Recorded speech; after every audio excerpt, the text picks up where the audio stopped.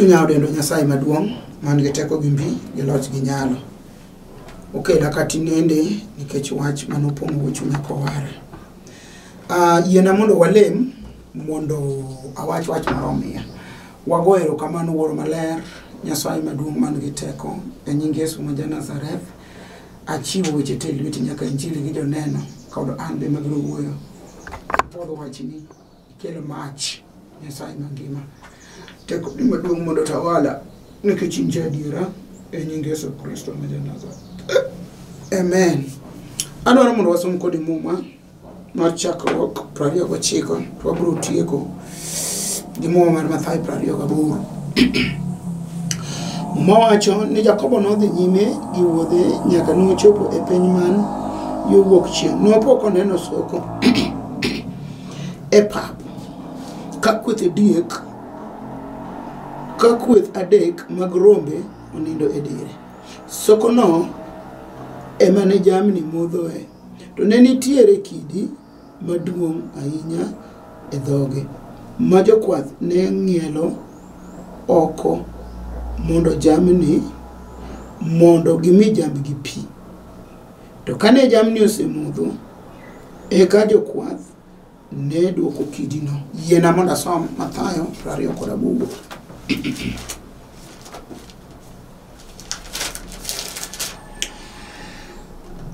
Kar kogwen chieng' Jumapil kane chieng' Sabato oserumo, Maria nyar Magdala gi Maria machielo nobiro mondo olim liel.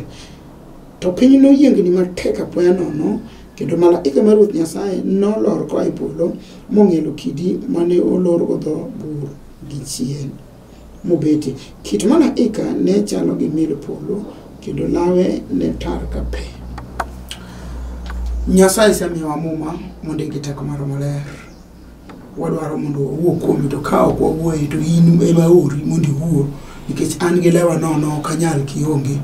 Muma wacho ni setimo jotichni obedo legega mag mach, to ma momiyo an ka e wang' lewa ratego, e puodha, e kecha, dwaro ni otimre e nying Yesu Kristo ma Nazareth. Amen. Asomo mumbe ariyo. Muma wacho ni Jakobo nodhi nyime gi wuodhe. Sama nodhi nyime gi wuodhe, nochopo e piny nam yo wuok chieng'. Nopoko neno soko moro. To soko ni ne rombe ni ne oneno kweth mag rombe adek. To soko ni modhe ga jamni. Mane kaka muma wacho. To sama ne jokwath biro mondo modh jamni e soko ni, to ne gi yud kidi moro ni dino ga dhoge. To kidini ne pek. Koro ne chuno ni nyaka jokwath miele magole makete kumoro kore kiwene jamni thuolo mondo modhi. E muma mar Mathayo to wacho niya, ni sama ne Maria nyar Magdala kod Maria machielo nodhi mondo lim liel kama nogure Yesu, to piny noyiengni matek apoya nono, kendo malaika moro nolor mar Ruoth Nyasaye nolor koa e polo mong'ielo kidi mane oloro go dho burno gi chien mobeti. Kit malaika no ne chalo gi mil polo kendo ne lawe ne tar ka pe. Adwa na wuok kuom giluongo ni kidi madino dho bur. Kidi madino dho bur ema adwa na wuoye, to kase wuoye kidi madino dho bur abiro chako kode mumbe Jakobo chakruok. Ma Jakobo kowuotho to pok orodhono e piny moro, to oyudo kweth mag rombe adek kobet e dir soko. To noyudo soko no bende, to gima me lichna ni soko ni nolor gi kidi. To kidi ni ka jokwath nobiro, to jokwath ne golo kidi ng'ielo kidi, to neno kaka jambgi nyalo modho. To kama some Mathayo bende muma wacho ni ka chieng' ma Yesu ne chier, to kidi ne nitie mano e liend Yesu. To malaika nobiro mo ai polo mar Ruoth Nyasaye mi nong'ielo kidi. Chunya gombo mondo awuo kuom gimiluongo ni kidi minyalo ng'iel. E kinde ma wan go sani, piny okethore, piny obagni, piny oyuchni, piny ondekni. Muma wacho ni ka Jakobo wuotho, to nopo kochopo e piny moro e piny nam man yo wuok chieng'. Sama nochopo ka, andika lero maber ma wasomo kodi, ahero ga mondo wasomo ga kodi andika wacho ni sama ne en kanyo to po kochopo e dho soko moro to soko ni nodini gi kidi kama ne jamni ni modho e to yudo kweth mag rombe adek. Sama noyudo kidini muma wacho ni kidini ne nyieloga jokwath kosebiro mochokore to ne nyieloga kidi chal gima kidini ne pek koro genyiele en gima ok nyalo ting en gima nyielo en gima ithiro migolo gima ng'ato nyalo ting'o molalgo to gima idhi inyielo en gima pek moko ting en inyiele tikete kamoro aside. To muma wacho ni ne ginyielo kidini kaito kidini ne we thuolo mondo dhok jamni omodhi. To kama duoge Mathayo to wacho ni chieng' mane Yesu nindo ni chier kogwen chieng' Sabato to Mariam nyar Magdala kod Mariam machielo ne jodhi e kar ik mondo ne kaka iti chal kata gine kaka kama no ike ruodhegi. To ndiko wacho na apoya nono kustukia yani gima bwogo ng'ato gima opore gima ne ng'ato chano gima ne ng'ato ok par gipo apoya nono ka malaika mar Nyasaye lor piny mi ong'ielo kidi. Adwani winj wachni ka Jakobo wuotho to yudo soko modini gi kidi to ng'ielo jokwath ne ng'ielo kidi eka jamni modho. Malaika lor chieng' ma Yesu chier mong'ielo kidi wachno pek roho ema nokonywa kodi. Adona wuok kuom kidi minyalo ng'iel kuom dhako mapok nonyuol ibiro ng'iele kidi kawuono nikech ino nitiere kidi modine to ndiko wacho ni malaika nolor piny mi nong'ielo kidi. Sama Yesu ne chier to Yesu ne chier gi teko mang'eny ka malaika ong'ielo kidi manodin go dho bur mondo teko mar Nyasaye obar bur mondo Yesu owuogi.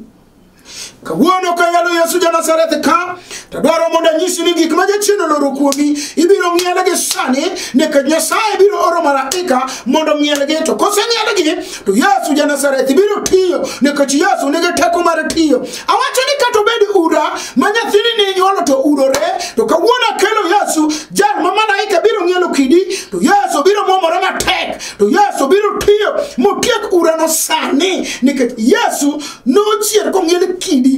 Jakobo kowuotho to yudo ka soko dini gi kidi tiende ni sama ne soko ni dino gi kidi kawane Old Testament to Old Testament wuoyo kuom gimiluongo ni the shadow of Christ yani tipo ma Yesu yani no wuoyo kuom kaka Yesu ne biro tiyo but it was a shadow ne en tipo ne en ranyisi yani ne en gima ni nyiso ji gik mabiro timore ndalo mag Yesu. Omiyo ka Jakobo wuotho mi Jakobo yudo ka soko nitie modin kod kidi nyiso ni ni miye mfano kaka Yesu no iki soko en gima kony.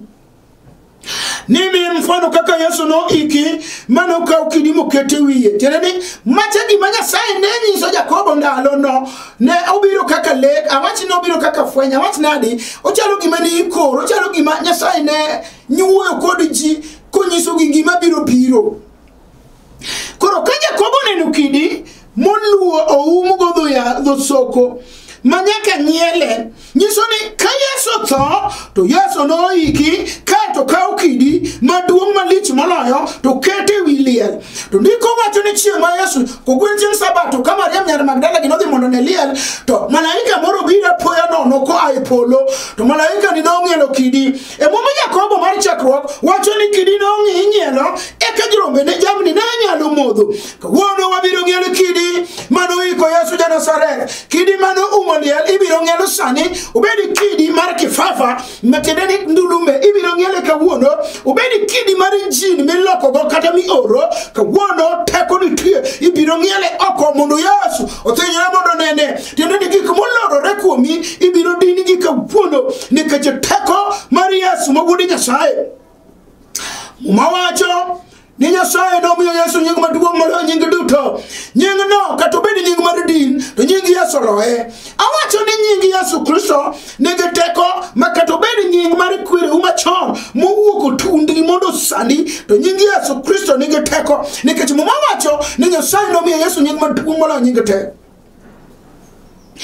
Ane ka mondo wuok kodi kuom kidi minyalo ng'iel. Kawuoyo kodi okang'eyo kidi modini. Wan gi ji mowinjo se goyo dala to konyal goyo nikech kidi odino. Wan kodi nyithindo mosomo man gi certificate ok nyal yudo tich nikech kidi odino. nyombo gini wasumbini nikech kidi odino. Wan kod nyiri moromo dhi tedo ok ginyal dhi nikech kidi odino. Kidi to nyalo dino nyaka nyuol ma ng'ato dwa nonyuol go.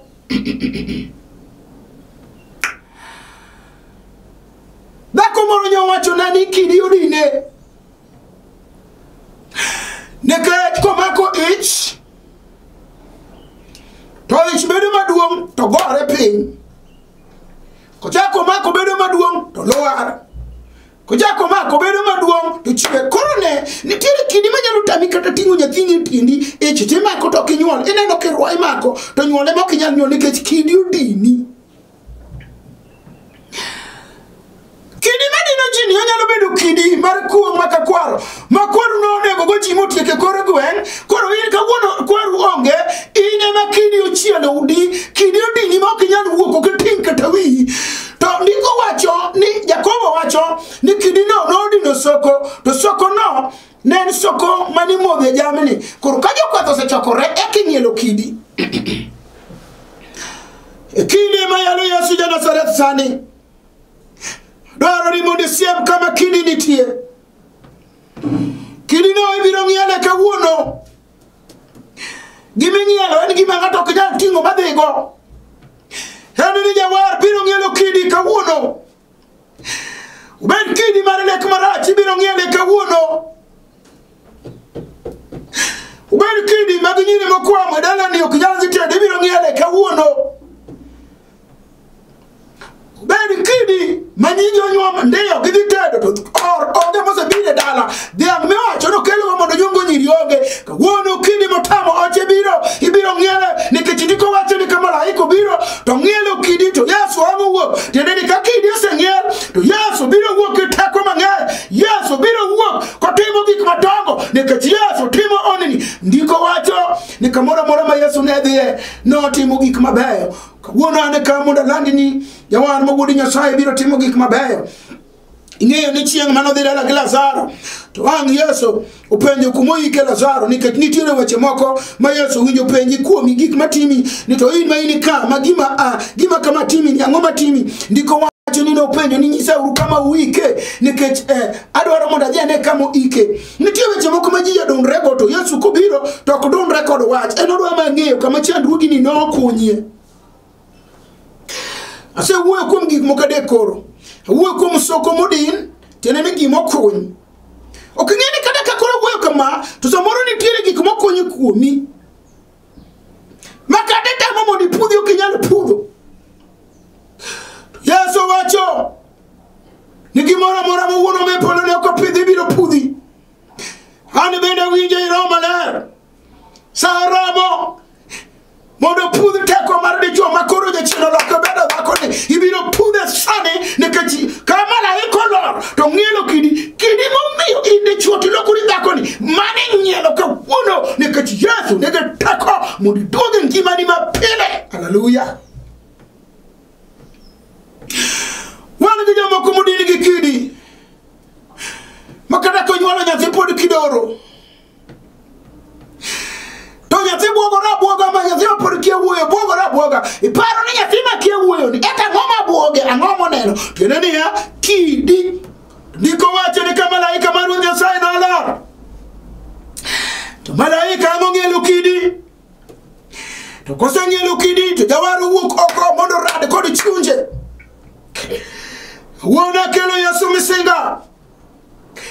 Akelo jawar mar piny ngima. Akelo jal mano wan ka piny okwamo. Akelo Yesu meja. Akelo siep Lazaro ja Bethania. Jal mano chielo Lazaro di chieng' mar adung'wen. Ing'eyo ni ka ng'ato tho to di chieng' mokwongo. Koike jo sayans wacho ni di chieng' mar ariyo. Ochako tow mar ang'wen to koro onge. To ka Yesu dhi dala gi Lazaro. Jawar ang'o golo Lazaro e bur.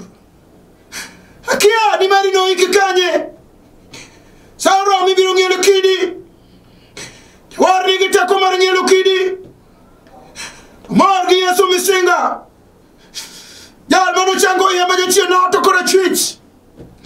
Mor gi Yesu rabi. Jal mano chiera di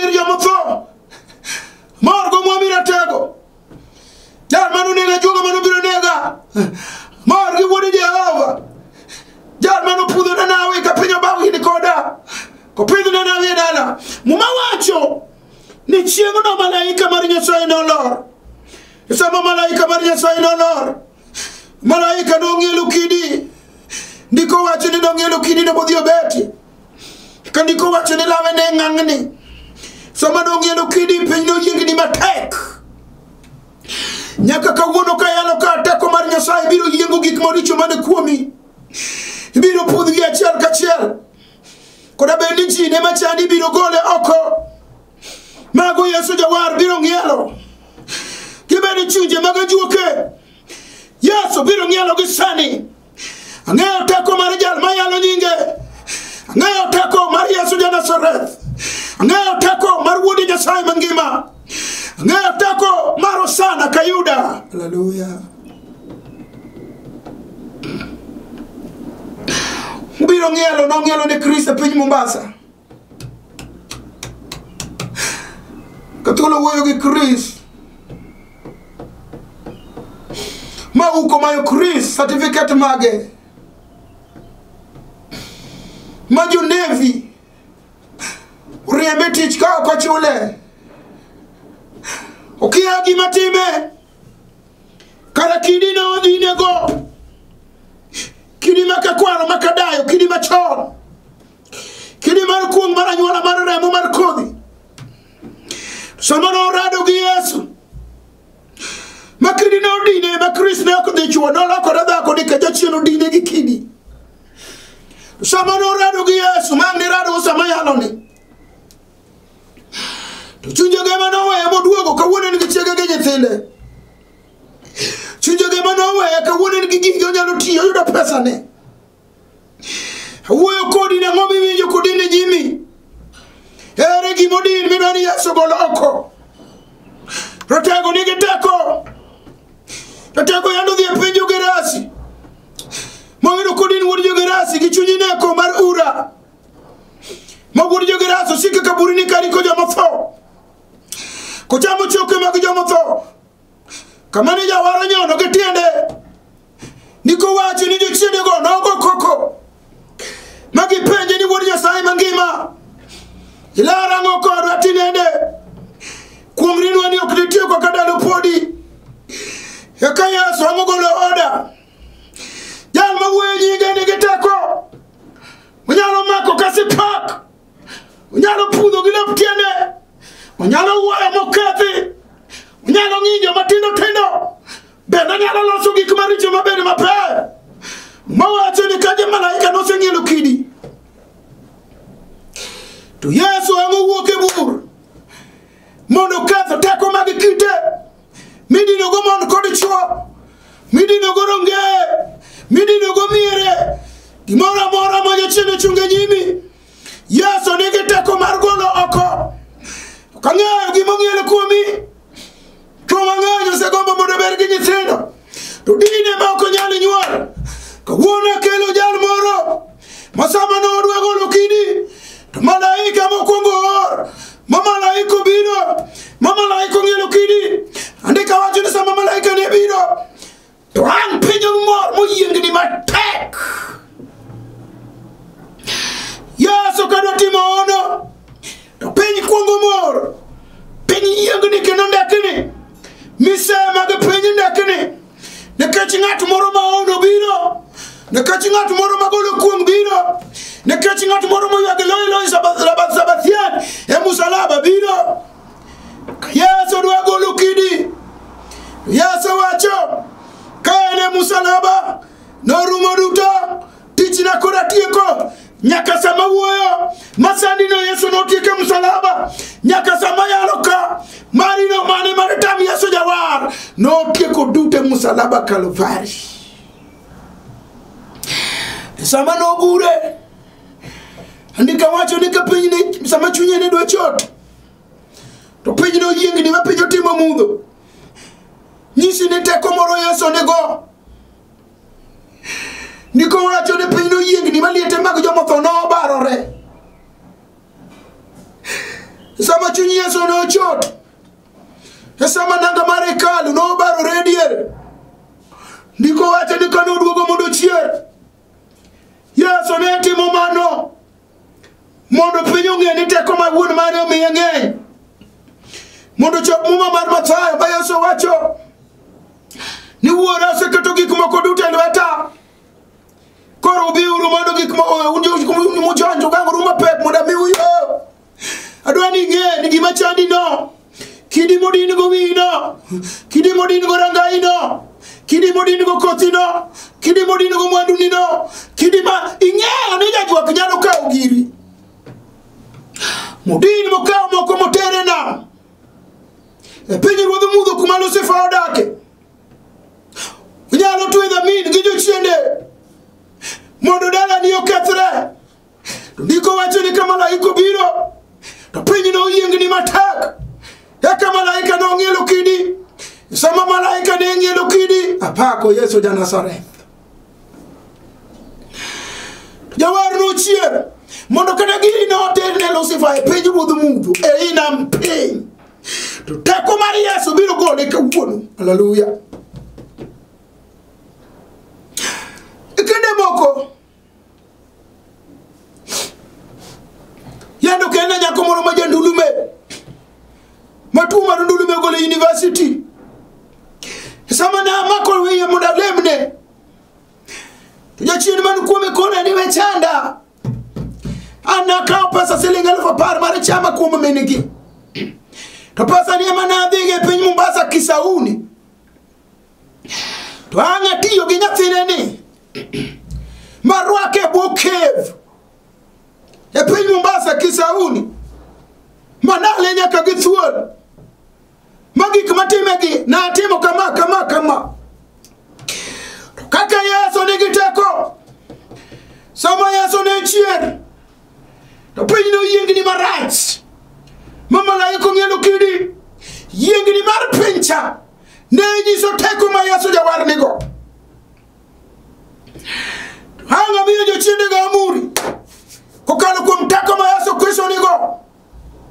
Ndiko wacho ni ka Yesu chier to wacho ni teko te e polo kende piny osemiyo aoro udhiuru.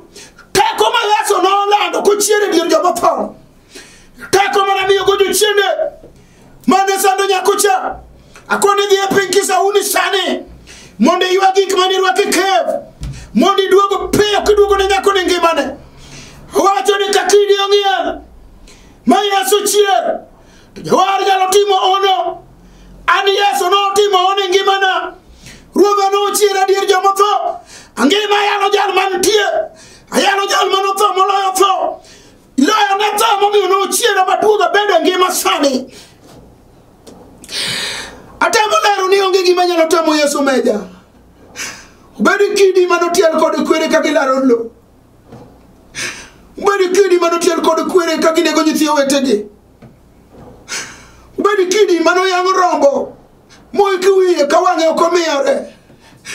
Ubedi kidi manoyang'o diel moninde ot kitundu kimanyo go nyar ng'ato kata wuode ng'ato.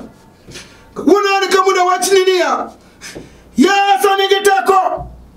Kidi mora mora Yesu biro golo. Kidi mora mora Yesu biro ng'ielo. Sama Yesu chier teko Yesu no yiengo piny. Kata kawuono mayale teko ne biro yiengo gimoro. Teko ne biro timo ono. Teko ne biro chweyo nyathi. Teko ne biro golo growth. Teko ne biro tieko athma. Wacho ni teko Yesu no tieko nyako kimi anja nena seneno. Kina setimo neno mang'eny TV ka. Kaka teko Yesu ja Nazareth timo gik madongo. Apuoyo Nyasaye mar Israel. Apuoyo jawar mar piny ngima. Kinde mokalo kanyicha yale TV ka. Kana yalo manyisi ng'ato ni mak TV nikech awinjo teko moro. Nyako moro e piny Mombasa nyo gochona. Kaja ode ne nigi tuo mar asthma to tie kambi kama ice nitie. Kuruk ne min gi ne nigi asthma to kana otho to asthma chier kuom wuoyne. To samo tie kambi to chuny mar asthma cha duogo koro thong. To chieng' moro ka yale TV ma yale sanini. Mama ni nong'iya ka ne piny Mombasa. Tango winjo ka wacho ni duto nyalo kuom jok moyie. Yesu nigi teko mar timo gima dhano ok nyalo timo. Ijal man ga chandruok mar athma makama ka TV. Mama ni no ka yie mar chore. Ka chore onge ni tich. To wacho ni kaka na lemo neno. E kaka ka chore duogo sani dweche adek. Chore pok athma omako mopenje. Ni to kare mama mane wacho ni no lamo ni TV ni. Mani keto lweti TV mana nikech an. Athma ni pok oduogo. Kare nitiere Nyasaye manyalo chengo. Adier sama nyakono wacho na an bende nyabuok makone kare Nyasacho bade ok chiek. Hide bende ok nok. Onyalo timo gima dhano ok nyalo timo. Kendo ne Nyasaye mayalo ni nigi teko mar timo gimoro Amerika kawuono sani. Nikech bade ok chiek. Hide bende ok nok. Muma wacho ni no ora wach. Wacho ni no dhi motiyo. Ndiko wacho ni Yesu wacho ni ani ngima ani adiera. Ng'ato ok nyal biro ira moko kalo kuom Baba. Ng'ato ok nyal dhi ir Nyasaye moko kalo kuom Yesu. Kare ka Yesu en yo, en ngima, en adiera, matero ka Nyasaye. To kawuono kidi nyaka ng'iel kuom nying man kod tekono. Kuom nying man yono, ibiro tim gimoro ma ono. Nyaka mina paro ni ok nyalre no, mi paro ni ok nyalre no, manyo kwamono, manyo diwono, manyo mokono, makoro onge ng'ama imaji duto se wueno, mane ma Yesu dwaro. Gima podin go gadi rane nyalo loso, mano Yesu ok chandrego. To gimo gikone miloro manyinya, mikoni ma setem okanyal, ma osetem gajuoke ok dhe. Ma osetem ginyakalondo ok dhe. Ma oseluta nyaka pi ok dhe. Ma osedhine nyaka Tanzania ok dhe. Mane ma Yesu nyalo kelwa. Daki kel gimi winyo ni pekno. Ma podin go gageno ni pesa ni nitie kamoro ibiro losogo. Mano to kelo ni Yesu, mano be Yesu ok ng'i. Yesu dwaro motaw mokuok moweti monyon. Ma ok dwaro ema jawar dwaro. Akelo Yesu meja. Obiro tiyo sani ke chobiro ng'elo kidi, samo ng'elo kidi to piny kuongo ndekni matek. Samo wuok e bur to piny yukni marach. Hallelujah. Teko mar Yesu dwa timo gimoro. Wala mukodi agoni erokamano Wuoro Maler. Inige teko ge nyalo ge loch. Ondiki ni Jakobo kano wuotho. Noyudo soko manolor gi kidi. Yesu be kano iki to nolore gi kidi. To Jakobo wacho ni kidi cha ne ng'elo. To ndiko wacho ni ka Yesu chie to malaika lor ko ai polo malaika mar Nyasaye. Ma ang'o ng'elo kidi. Koro gimoro amora ma jachien oloro gi kidi ngima jal maneno TV ni, jal ma ywak no Nyasaye, jal momako TV, Jehova Nyasaye mar Israel. Itemne ono kokalo kuom nying man kod teko, nying Yesu Kristo ma Nazareth. Itemo Baba, isetemo, nyingi matekende oyudo duol. Lovo konto glory bishon to raba kanta maiko. Nyasaye mondi gwedhi TV mar Lolwe. Igwedhi ji duto matiye igwedhi jo yalo duto mayale ipromote TV ni Nyasaye yawo bade obed maduong'. Erokamano ne ng'at mosewinjo wach dadi ikeche yane malo. Adong' mondo awinji neno makare kasime ywak. Ang'eyo ni isetimo Ruoth. Ilochi e nying Yesu Kristo ja Nazareth. Amen. An mawuoyo kodi an nere ambewa. An nyara sembo kanyikela modak Ndhiwa. Kamoro ni Ranganya School. Awuok e dala jaduong' miluongo ni Rufus Agola Boy. Awuok e piny Karachuonyo ka Uma School Kandiege ni kanye matedi. Atedo Karachuonyo ka Uma School Kandiege. An jal ma Yesu Kristo nowaro. An Yesu jawar nowara ka ja klas 5 ka ja higa 11. An janeno kuom gik madongo ma Yesu timo. Hikine ni Nyasache honi ni gira nyiso miyate manang'wono atiyo tich Nyasaye piny Nairobi. Namba naero ringo piny kanyo ang'i kao tigochna. En namba maringo e bwo nyinga e bat korka cham. Me bat korka chwich en mar TV ore ote. Mara no ikao inyalo gocho wanyalo tudore. Adak Obama Estate ka in town either number 39. Idhi Kagundo Road. Ilor Kayole Junction. Manya watudre e weche Nyasaye e nying Yesu ja Nazareth. Amen.